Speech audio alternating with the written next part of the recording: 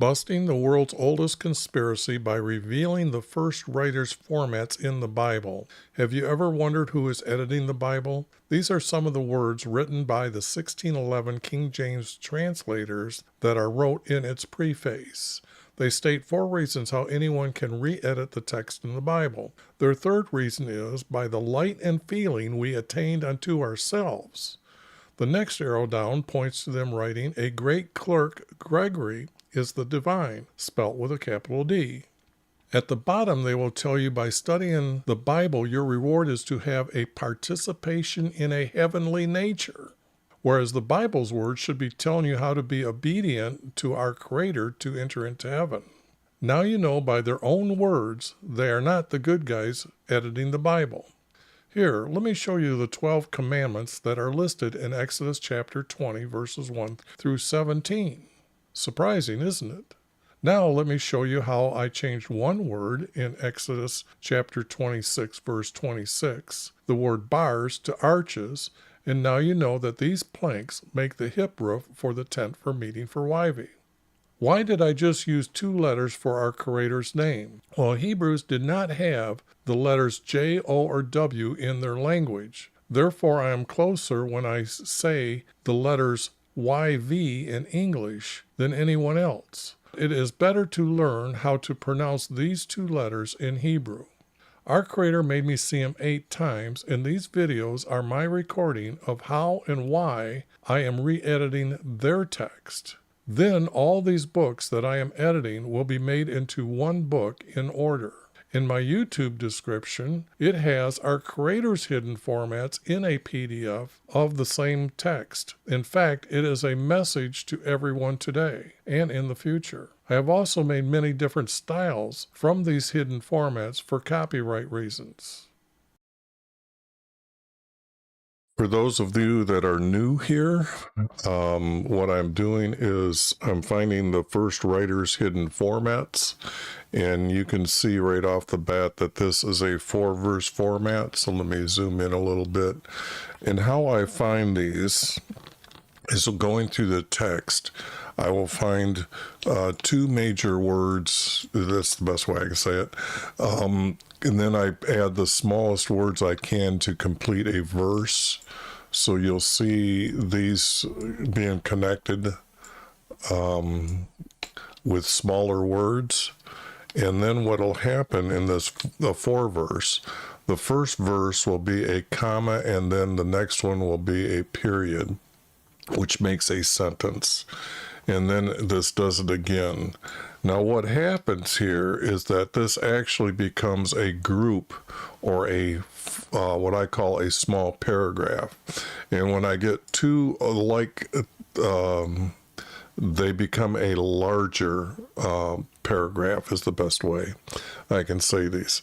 Now this is a 4-verse. Now a 3-verse that's here below, and that's where I have a statement now, and then this is a comma, and this is a period, and this becomes a sentence, but this sentence defines this statement here, okay? And then you can see I don't have a second one here, and I don't know if I'm going to put in, I usually put in blank lines, but I don't know if there's text missing here or if it's above. So this is just something that I've got to look into and do again. And I'm keep editing these over and over. What happens, or what is going to happen, is I'm going to compile one book all together, and that's in the YouTube side on the description below. In the description box, and that'll tell you there's many videos. If you don't know where heaven is located, you don't know Jesus didn't walk on water, Jesus defined what is Holy Spirit. There's a lot of videos down there, but I have PDFs that are going to combine the text as I'm going through and build it up to become one book. But this is Chronicles 1 and 2. and I've combined them together here in this video, and this is, or in this PDF, and this is for meshing with the other text that I've got done. Now I've got probably 12 books already done. So what I'm going to do is just going to go through here and review the text in what I've decided, or what I've done now to help me when I'm meshing, that I will at some point get rid of this location that tells you where I got this piece from. In the next, I'll probably compile it together with it, and then the next cleanup, when I finally get all the books together, this side will be removed, and then I'll just have these as heads of chapters, or titles of chapters. Now, what the text is in Chronicles, it's hard to explain without knowing all the story. To me, it's pretty common, but what happens is that when we get to looking at the timeline, there is text missing from the time where Joshua passes out the promised land, and there's supposed to be many judges. But what happens is the text all of a sudden, the Hebrew text all of a sudden tells us that Eli's sons were corrupt, and they're going to take the chest for the Ten Commandments and take the Ten Commandments out and take that into battle to encourage people, or encourage them to battle. Now, what happens is that there is no king yet, because Eli is the high priest, and his two sons seem to be the attendants for him. And then what happens is the land here, the Philistines somehow have come in and retaken this area from the time that they were actually driven out of the promised land. And what happens is Saul comes down and changes the promised land, and he takes Amalek. And then David is going to come through, and he's going to push them all down below the Egyptian river here. But the text starts out like this, and then we're going to have a king, and his name is going to be Saul. And it's because the people wanted the word king, or to be like other nations, and our Creator didn't like the word king. But here, it's going to be Bethel is the capital city. So of a makeshift area, because actually they're already divided into two, and our Creator doesn't really officially divide them into two nations until Rehoboam's lifetime. Now, when I say that, I got to at least show you what's going on here in the timeline. Like I said, there's Joshua. He's going to pass out the promised land. And then there's years missing, and Eli is going to be a judge. Samuel comes through, and then Saul is going to become the first king. Okay. And then this, where Abner is his commander, when he finally brings all the tribes together to start battling. But he dies in battle, and then David is going to be made king, or they go to David to make him king over all Israel, put it back together.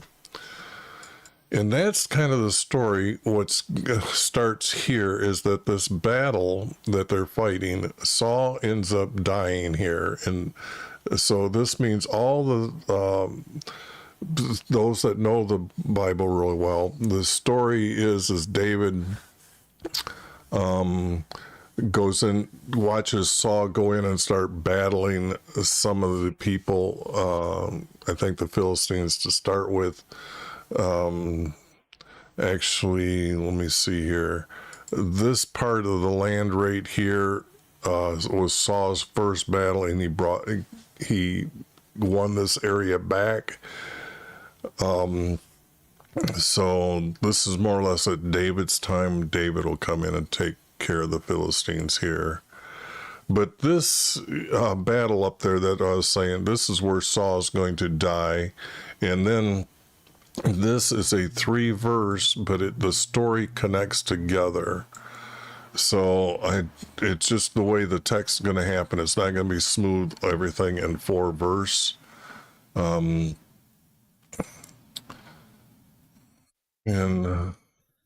then we have David is going to be made king.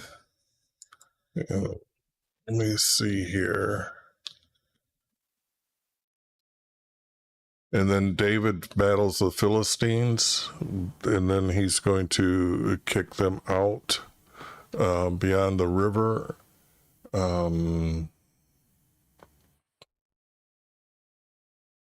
me see if I can bring up a map to show you what happens here.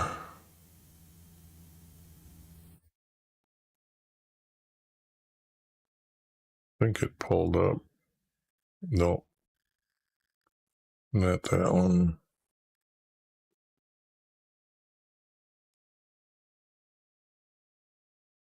Okay, this here is the layout, but it's this river here that is known as the Egyptian River.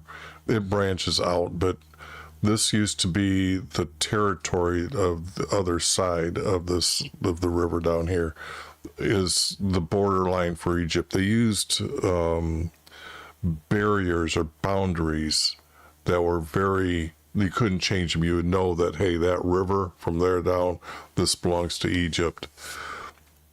But this is the area that David then establishes for all of Israel.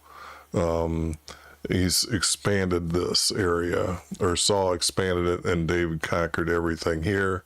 And then David actually made all these on this side pay tribute and below there. So I'm trying to give you an overall location of what's going on here. Then we have a story that David counts the men. I still have a question about this prophet. I don't know if this prophet's name is going to change to the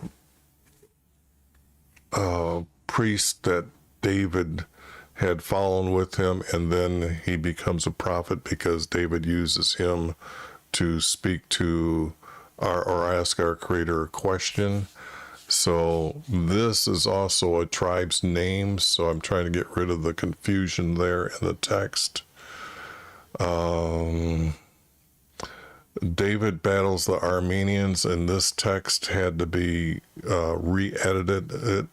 I finally decided or figured out what was going on here. So let me see here. This map here might help explain the Armenians. They were up here in Damascus, and they owned this land, and over here was Lebanon. But the thing here is they come down and took the first part here. Now, what happens is that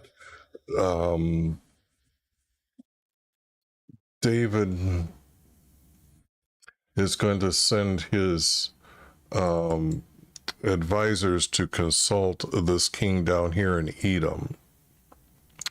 And he goes and seeks help from this guy up here. And then this is David's last battle. He goes and fights with them here. And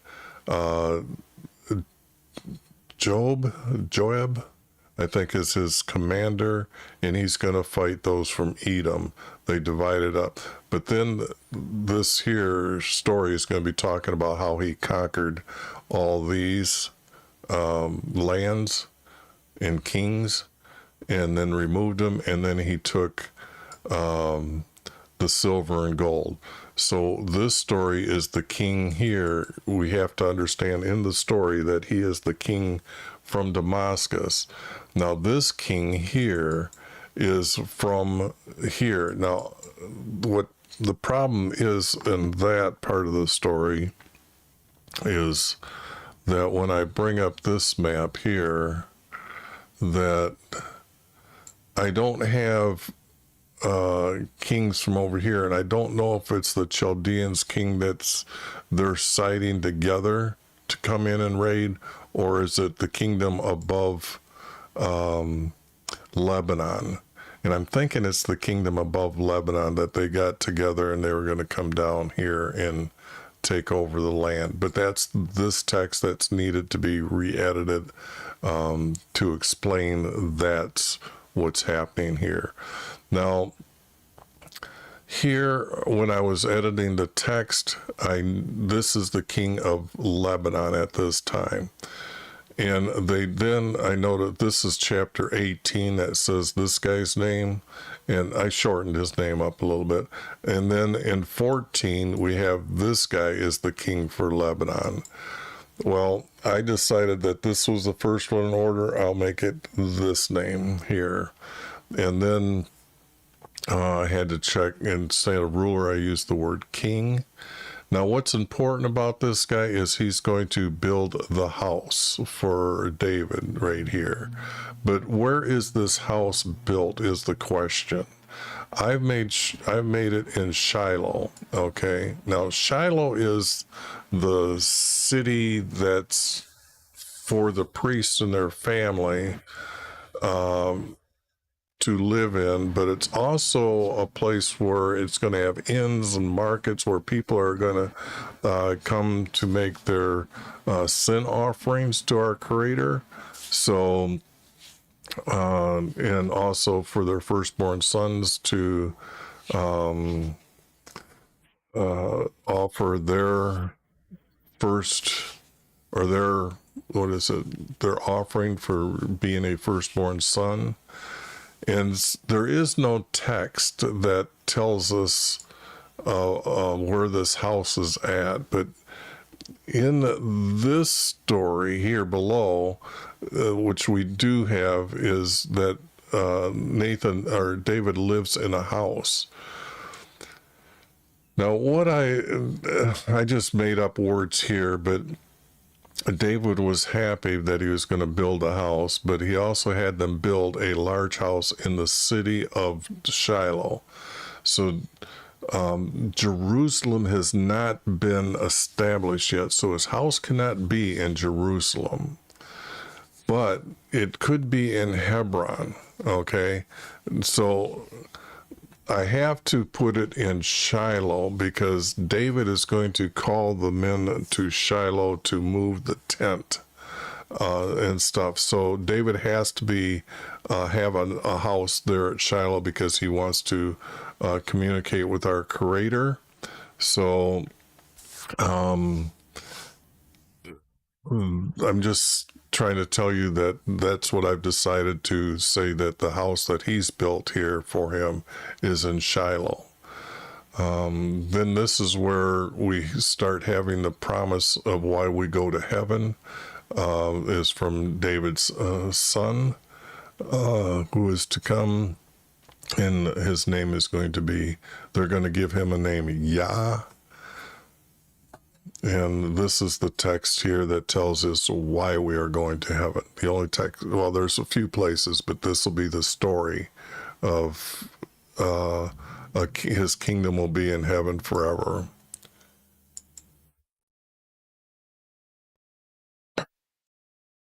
Now, I figured these stories were so close that it happens, then he's going to go move the tent now. So see, I had confusion when I was putting the text together. I didn't know if it was in Jerusalem or not, but I had to put it in Shiloh, and I have to give it, now that it's in Shiloh, I had to change it to the west of his tent. Now, let me see here.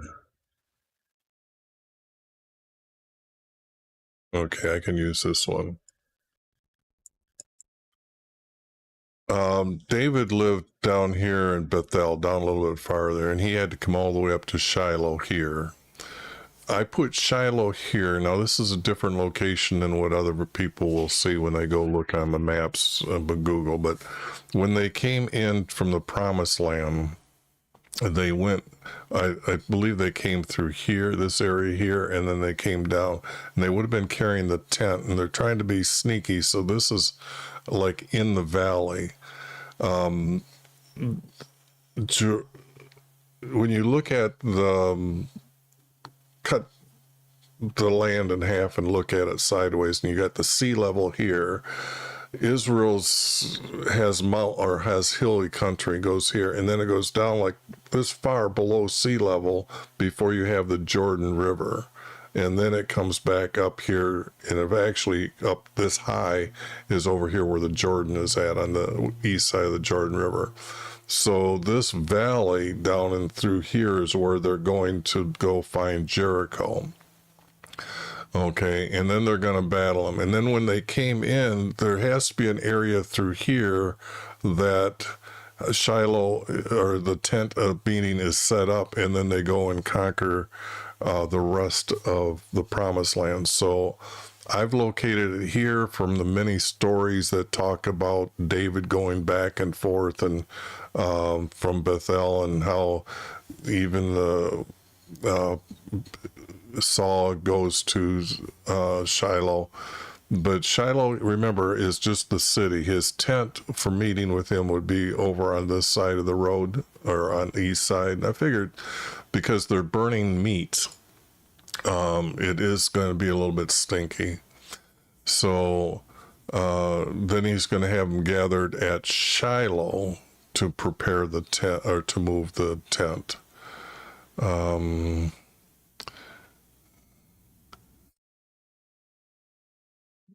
Okay, I got ahead of myself and showed you the map about then David has his last battle. He's getting older because he's already established the tent for the meeting here.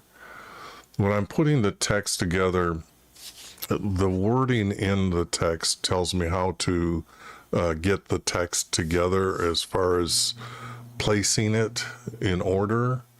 So I've done my best to get this far through here. And then because the story here, Joab, I'll say, if I say Job, that's wrong. But anyways, this is the Job here. When I said he fought the battle, and then after he fought the battle, then this is where David collected a lot of the gold and silver and stuff used to make utensils, and the bronze that's going to be used in making of the items in the courtyard. So I had to change this text to this text to make the story flow a little bit better. Then David's going to sum them together, and then they're going to build the house, or David's going to tell them to build the house, and then he's gives the plans to Solomon, and now we're going to have Solomon appear, and then this is going to be now Chronicles 2, and then how Solomon's going to ask Lebanon to how to build or use the trees from Lebanon, and there's actually going to be a river that they send them to. And then here is some of the items that Solomon's going to do. Now I know that we have more text of all these items from the tent for meeting, so a lot of the text is things aren't in this group here. You pretty much have to expect like what they did for traveling and what they had found in the Jordan River. Creator had them gather stones when Joshua come through into the promised land. They grabbed large stones as a witnessing that they took them from the Jordan River. and they were placed in his meeting room with him, and they too were placed before the the chest with the 12 commandments and the two angels on both sides, where their wings are covering up the very top of the chest, of the chest, and then they're both holding the mercy seat. So the mercy seat is kind of covered with their wings, and then our Creator appears above the mercy seat as a the best way I can tell you or explain is light. His a light of his presence. It would be, the best way I can say it is a circle of brilliant purity white light, and he speaks from his light. Now, these are the things being put into, and you can see that they had a lot of things missing here. These words I've all had to add in the gray text. But then after they place the items there, Solomon is going to petition about the captives that are sent away. For example,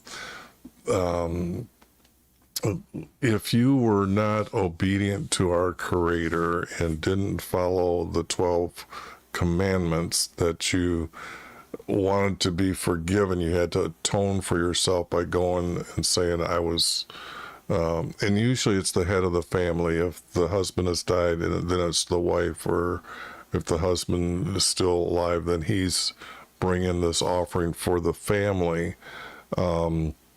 Because children don't really count in the system. It's those that are after they become, I think, right around the age of 12, 14, somewhere in there, that then they are responsible for what they've done, and if they're still living at home under the director of the family leader, then that leader makes the atonement. But if our Creator tells them that they do this all the time, cast them out from the nation, they would go gather their stuff, and then they would take them to the border and say, you're out of here. So they were known as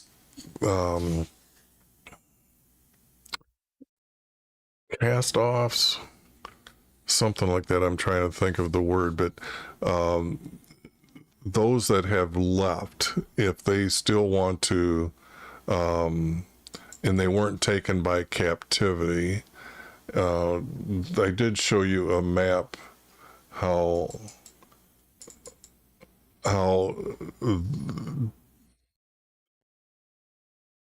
East Manasseh is going to be lost.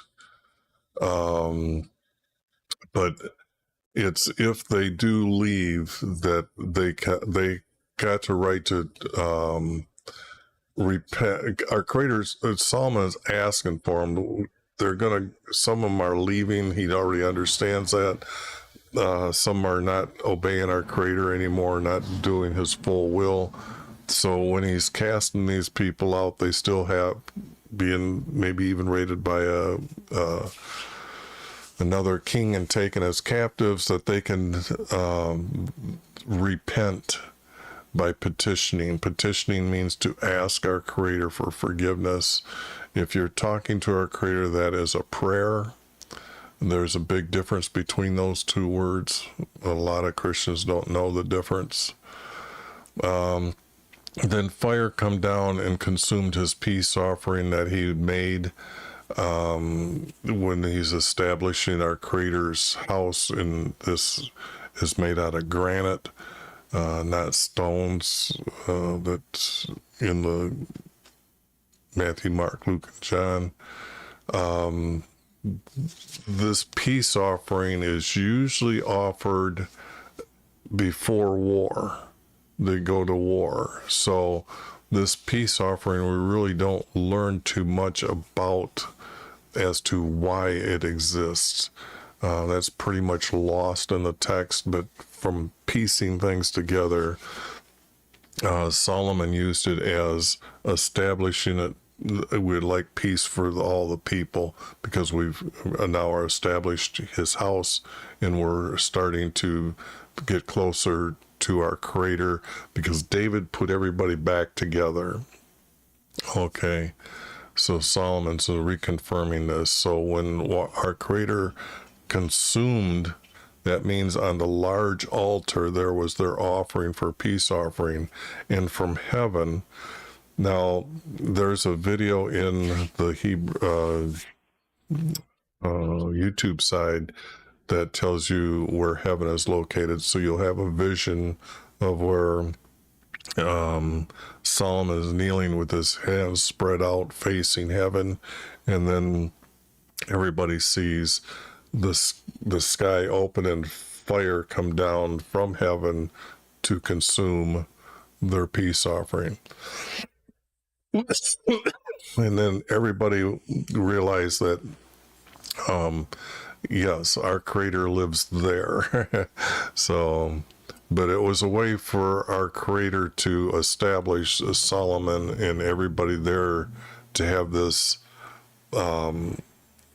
peace that our Creator promised Solomon. In his years there will be peace, and the way that would have been done is that everybody that was there for all the leaders, all the commanders, everybody that was important, and anybody else that wanted to be there for this ceremony of opening up and all the priests bringing things in. And now we're no longer will pack the tent up, and it never tells us where they put the tent or anything like that, but everything that was in the tent is now in the house. It'll be officially used as our Creator's house for meeting with him. And then I had to say, now Solomon rebuilds his house. It couldn't be that Solomon built the house because Jerusalem, David ruled in Jerusalem, I think 30 years. So David would have had a house, but it would have been across from the tent. And then because when they moved it, they established where Jerusalem was at. And then David would have had his house built there. And then Solomon is rebuilding it because of his wealth.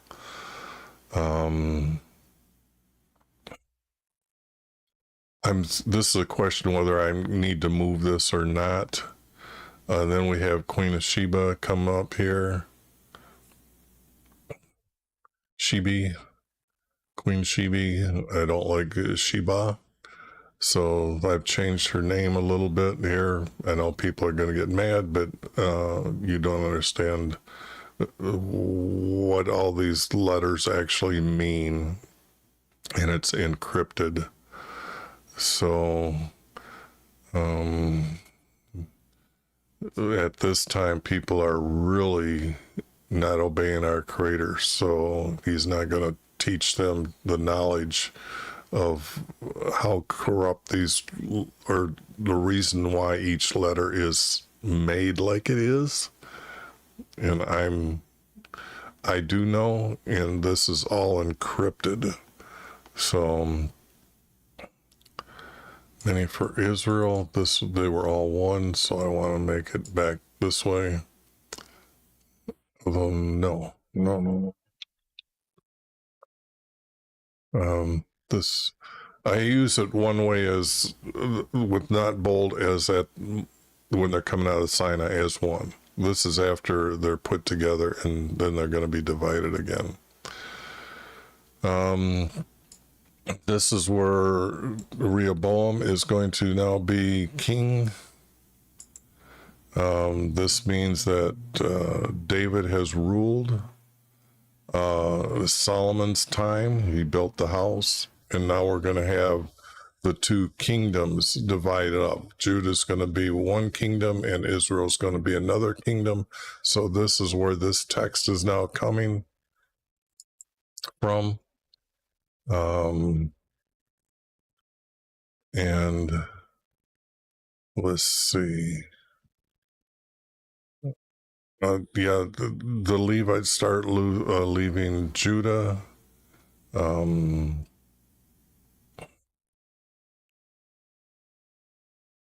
Now Judah, the nation, is established. Now the next king is going to battle Judah, Jeroboam. So what you're seeing here is Chronicles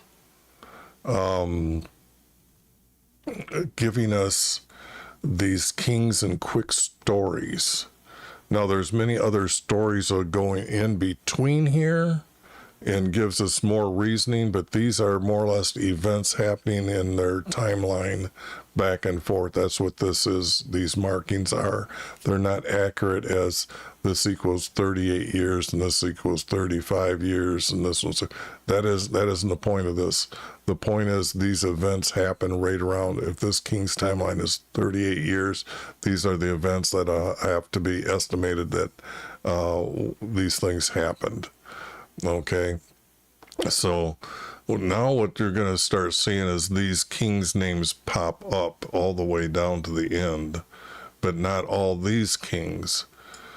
So what I did here was start putting in the text of different kings in order.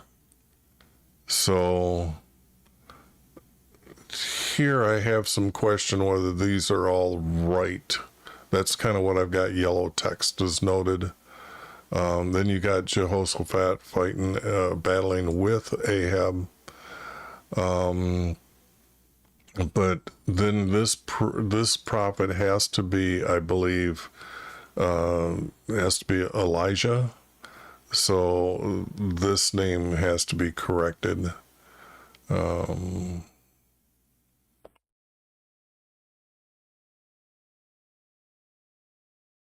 Another king pops up, and then we start having a king from Damascus, and this was the king that David fought. Now you can see his name down here again, so it can't be after David dies, this guy doesn't get to live to be 150.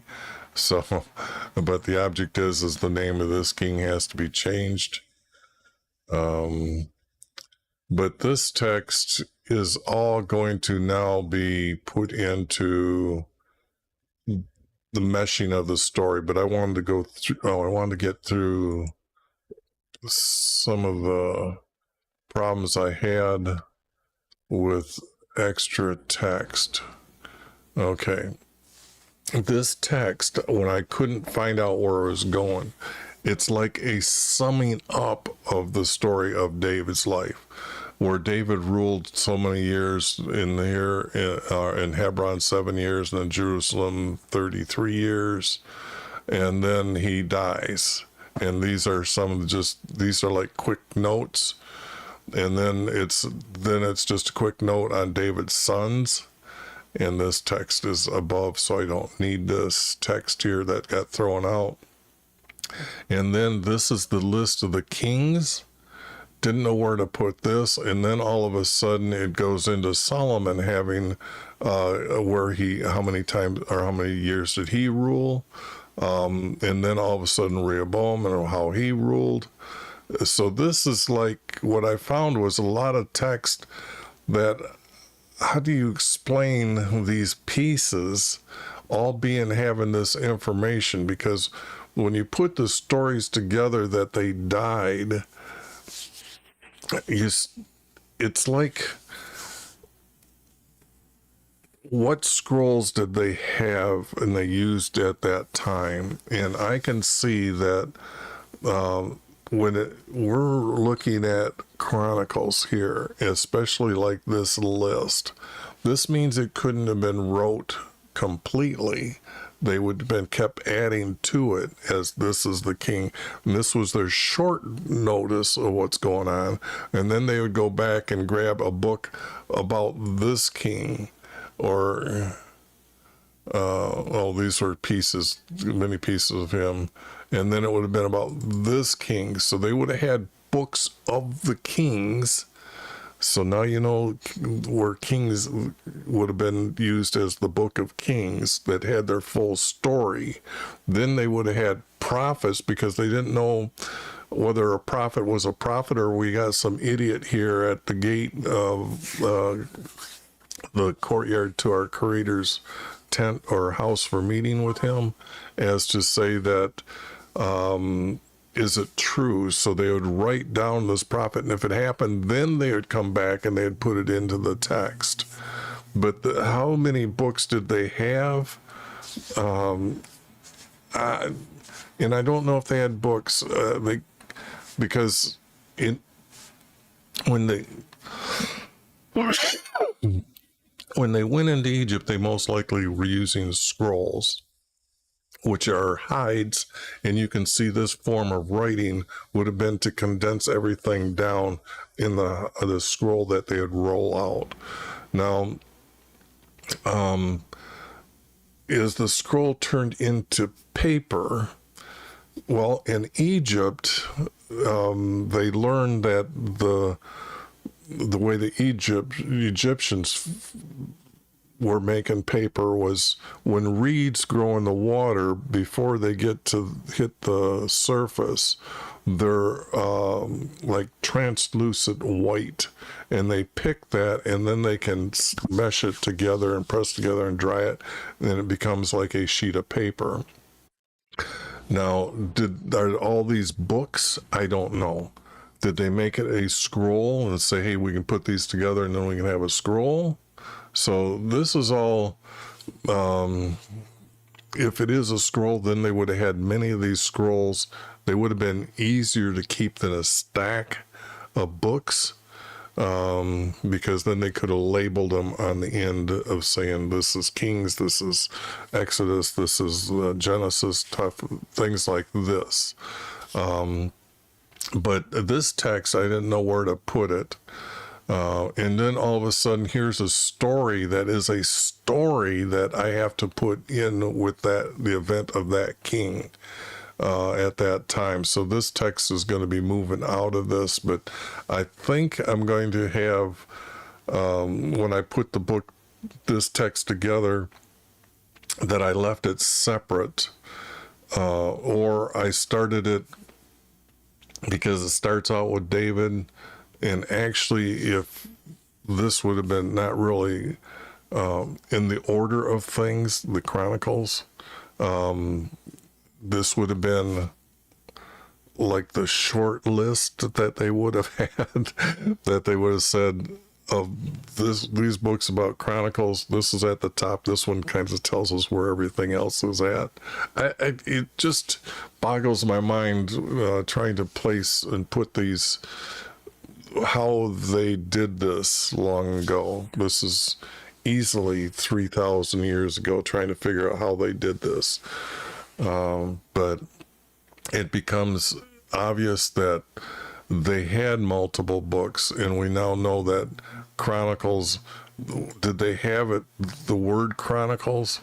I don't know, but you can see that the English word that we have is Chronicles, that puts these like this. Then yes, they would have had some book that actually starts where they can go and say, okay, go get this one. So anyways, but that all has to be reasoned out correctly. But that's going to be the end of this video. I didn't want to get into having chats going anything, because I've got several books like this that I'm going to do quickly, because I already did these a long time ago. But I'm starting to get a lot more books together. I think I got like 5 more books I'm going to put together. So the book that I've got completed here in about a week, I'll post it, and then it'll be in the description, and that will probably be like 160 pages long, and my pages are 20 inches long, and because you can do that on the computer. It just keeps me from having that bar going across here. So that'll be how I combined 1 and 2 together to put for meshing in my understanding of some of my editing and what my thoughts are about what this text says. So I got other books to do, and I'll try to do them in short form like this. And then, as I said, in YouTube's description, I will have all the text put together for you.